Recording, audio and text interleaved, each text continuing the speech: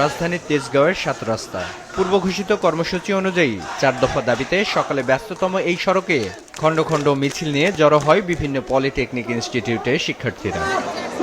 আগের ৬ দফা দ্রুত বাস্তবায়নের পাশাপাশি ডিপ্লোমা প্রকৌশলীদের গুলি করে হত্যার হুমকি, প্রকৌশল সেক্টরে পেশাগত সমস্যা নিরসনের লক্ষ্যে গঠিত কমিটি প্রত্যাখ্যান সহ ইঞ্জিনিয়ারিং ওয়ান চ্যানেল এডুকেশন চালু করার দাবি জানায় শিক্ষার্থীরা। আমাদেরকে তারা ডিব্বা বলে, টেকনিশিয়ান বলে। তো আমার কাছে, তাদের কাছে, আমার বড় ভাইদের কাছে আমার প্রশ্ন, একই টেবিলে যখন আমাদের সাথে বসে পরীক্ষা দিতে যাবে তখন কি তাদের ন্যূনতম লজ্জাবোধ হবে কিনা? ১০ম গ্রেডের শিক্ষাগত যোগ্যতা হচ্ছে ডিপ্লোমা ইন ইঞ্জিনিয়ারিং সার্টিফিকেট থাকতে হবে, কিন্তু বিএসসি ইঞ্জিনিয়াররা তারা হায়ার এডুকেটেড পারসন, কিন্তু তাদের ডিপ্লোমা ইঞ্জিনিয়ারিং সার্টিফিকেট নাই। ডিপ্লোমা ইঞ্জিনিয়ারিং আর বিএসসি ইঞ্জিনিয়ারিং কারিকুলাম দুইটাই আলাদা।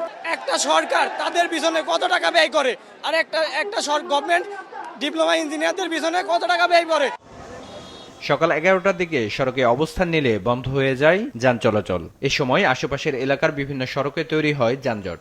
দুপুর ২টার দিকে আইনশৃঙ্খলা বাহিনীর সদস্যদের অনুরোধে সড়ক ছেড়ে দিয়ে মিছিল নিয়ে ক্যাম্পাসে চলে যায় শিক্ষার্থীরা। এখন আমাদের ক্যাম্পাসগুলোতে অবস্থান করব জনদুর্ভোগ এড়িয়ে, এবং যদি কোনো নেতিবাচক ঘটনা ঘটে আমরা আবার রাজপথে অবস্থান করতে বাধ্য হব। এবং আগামীকাল সারা বাংলাদেশের সকল পলিটেকনিক ইনস্টিটিউট একযোগে নিজ নিজ জেলার গুরুত্বপূর্ণ পয়েন্টে এবং ক্যাম্পাসের সামনে কাকতাড়ুয়া দহন কর্মসূচি পালন করবে এবং এই সকল অযৌক্তিক কর্মকাণ্ড এবং আমাদের ভাইদের গুলি করে হত্যা করার হুমকির প্রতিবাদ জানাবে।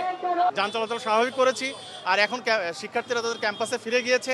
এখন যে সমস্যা আছে এই সমস্যাটি আমরা বাকি সময়ে আরেকটু কাজ করে আমরা সেটি দেখব।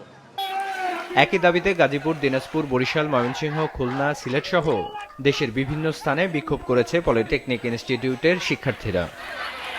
এদিকে প্রকৌশল পেশাজীবীদের সমস্যা নিরসনে ৬ সদস্যের একটি কমিটি গঠন করেছে সরকার। বিপ্লব হাসান, মাছরাঙা সংবাদ, ঢাকা।